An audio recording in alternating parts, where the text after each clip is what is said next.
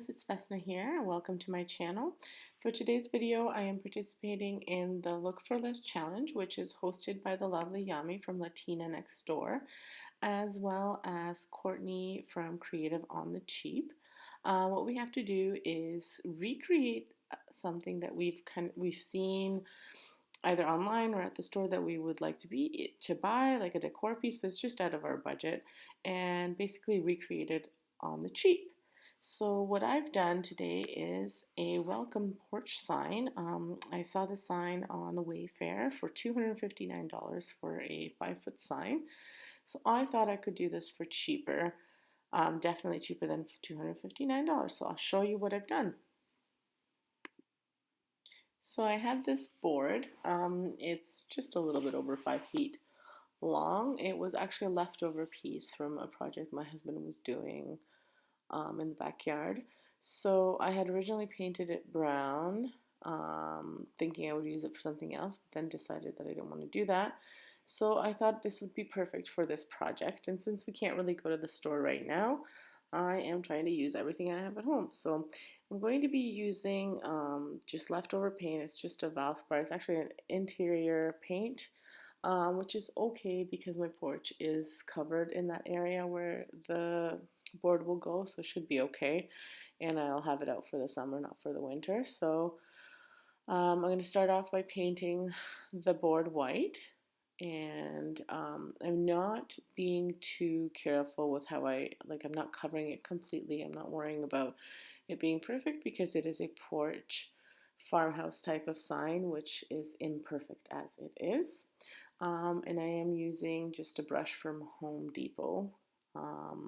It's a natural Bristol brush. So once the piece dried, I brought it inside and I will be using the Rust-Oleum chalked ultra matte paint in charcoal to dry brush black over top.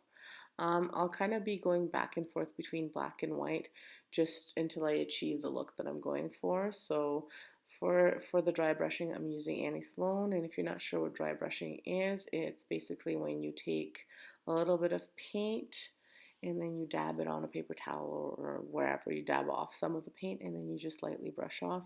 So even as you can see here, I put a little bit more than I wanted to, but that's okay because that's why I'll go over it with the white. So like I said, so I can achieve the look that I'm going for.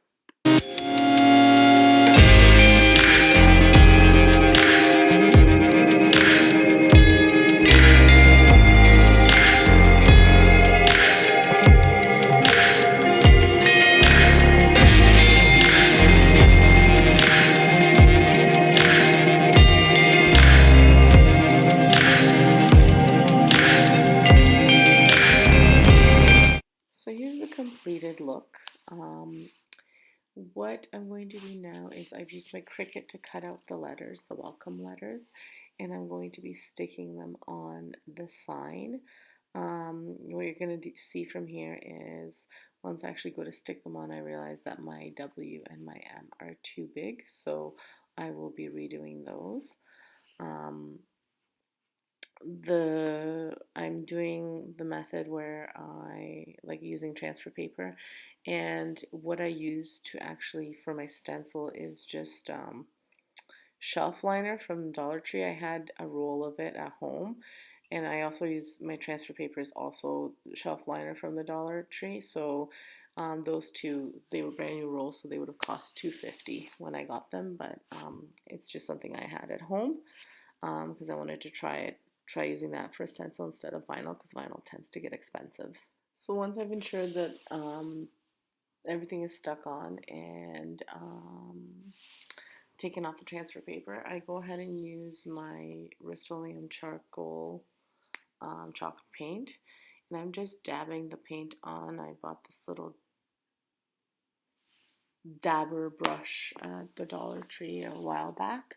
So I'm using that, and like I said, I just lightly dab. You don't want to do too much paint at once because sometimes it leaks through. So this way, by dabbing, you're not using as much paint, and the risk of it leaking through is lesser than any other way.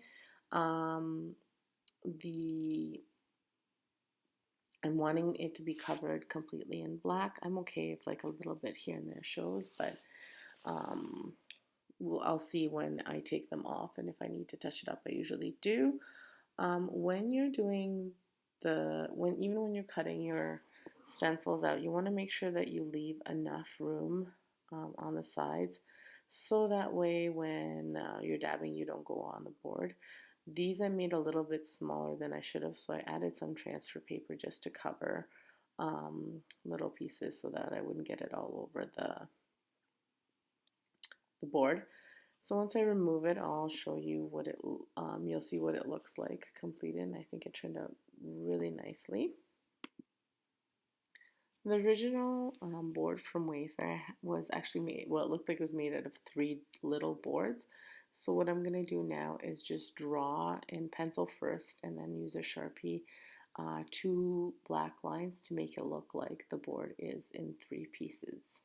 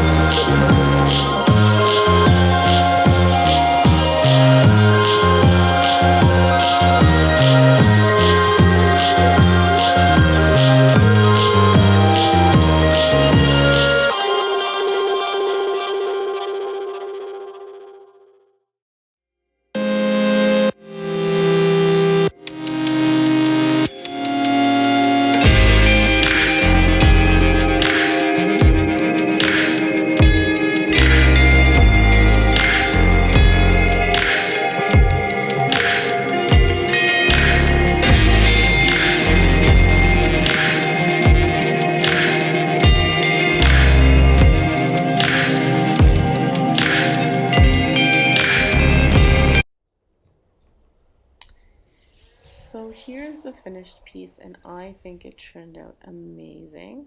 I think it's pretty close to the Wayfair version, which I'll show just after this. So it is just here on my front porch. I think it looks fantastic, and like I said, it probably cost me, well, like $2.50 for those 2 transfer papers, and then the board was left over, but let's say the board is $15, and then the paint white and black, so you can probably get away with a little, little can of paint, but it shouldn't cost you more than, 25 bucks, 30 at the most if you have to buy full cans of paint.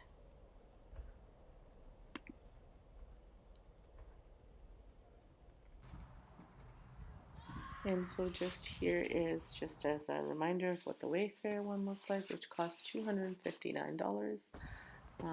Here it is, and then like I said, I think it's pretty close. So if you liked this video, please be sure to subscribe to my channel and hit the like button and the notification button.